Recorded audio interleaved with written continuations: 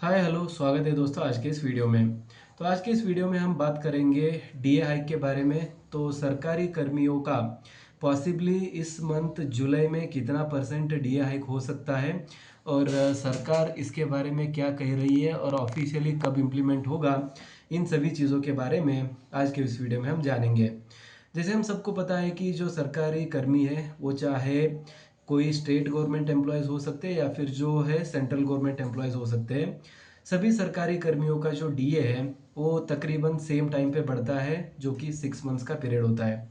For example, आपका अगर ये फाइनेंशियल ईयर 2026-27 चल रहा है तो जनवरी, फरवरी, मार्च, अप्रैल, मई और जून, यहाँ पे 6 मंथ्स कंप्लीट हो गए। तो जैसे ही 6 मंथ कंप्लीट हो जाएंगे तो सरकारी कर्मियों का डीए एक बार बढ़ जाता है। तो साल में अकॉर्डिंग टू दी 7th पे कमीशन इट वाज इम्प्लीमेंटेड कि जो सरकारी कर्मी है उनका जो वेतन है, जो देश में महंगाई चल रही होती है उसको कॉम्पेंसेट करने के लिए, और जो सरकारी कर्मी है उनका जो बाइंग पावर है उसको बरकरार रखने के लिए कर्मियों का जो पेंशन है, मतलब जो पेंशनर्स है उनका पेंशन हो गया, उनके लिए डीआर हो गया, और जो प्रेजेंटली काम कर रहे हैं जो सरकारी कर्मी उनके लिए डीए हो गया, डियरेंस अलाउंस। तो उसको 2 बार बढ़ाने की यहाँ पे रिपोर्ट में, अपनी जो जो 7th पे कमीशन रिपोर्ट आई थी उसमें ये जो है नियम लाया गया था या फिर जो सुझाव था सरकार को दिया गया था और उसको इम्प्लीमेंट भी कर दिया गया है। तो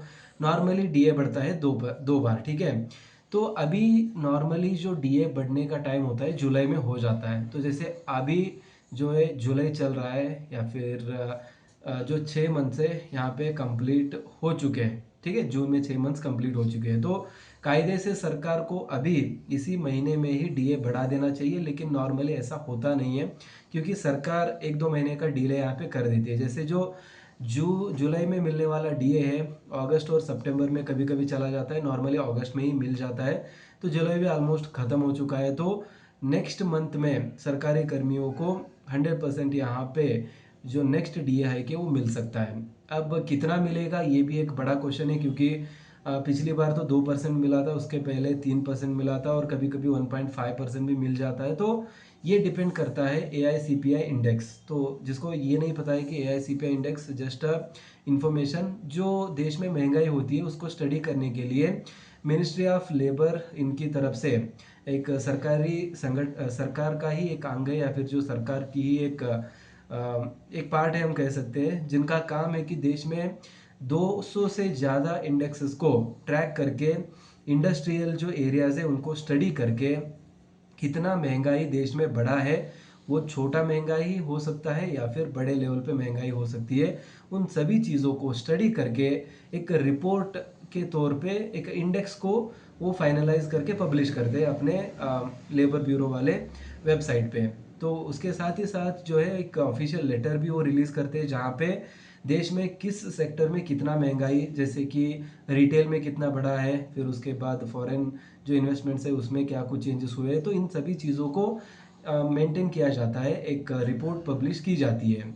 तो जैसे ही वो रिपोर्ट आती है उसके साथ ही साथ एक इंडेक्स आता है जिसको हम कहते हैं AICPI index, that is all India consumer price index.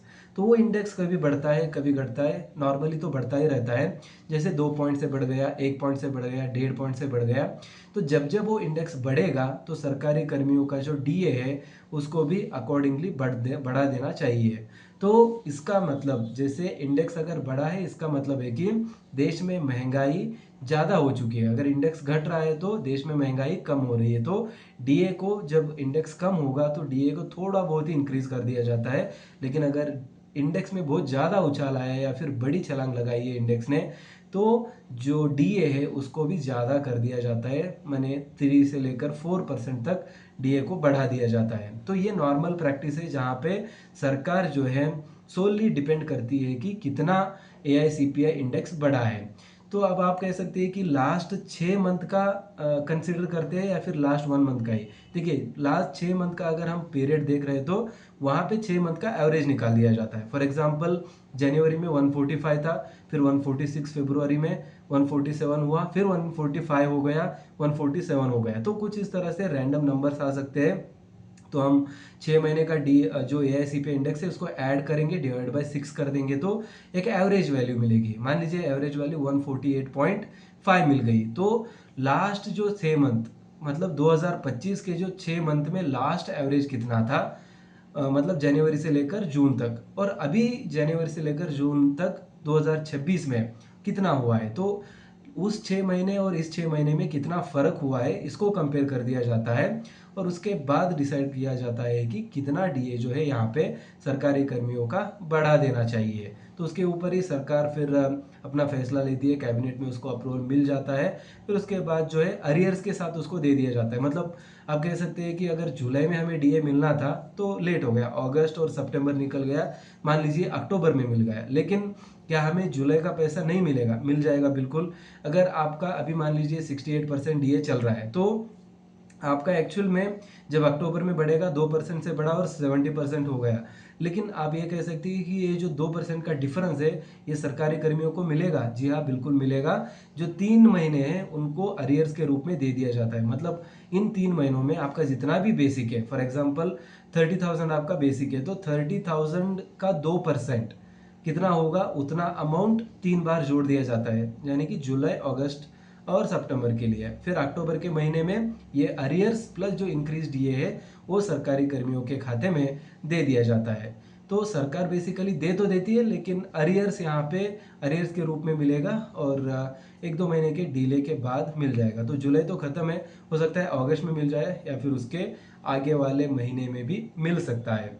तो इसके ऊपर अभी सरकार की तरफ से कोई औपचारिक बयान तो नहीं आया है, लेकिन फाइनेंशियल एक्सपर्ट्स कह रहे हैं कि अगस्त में डीए जो है हाइक हो सकता है।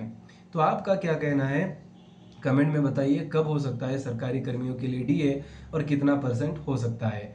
तो मिलते हैं दोस्तों नेक्स्ट वीडियो में। जय हिंद।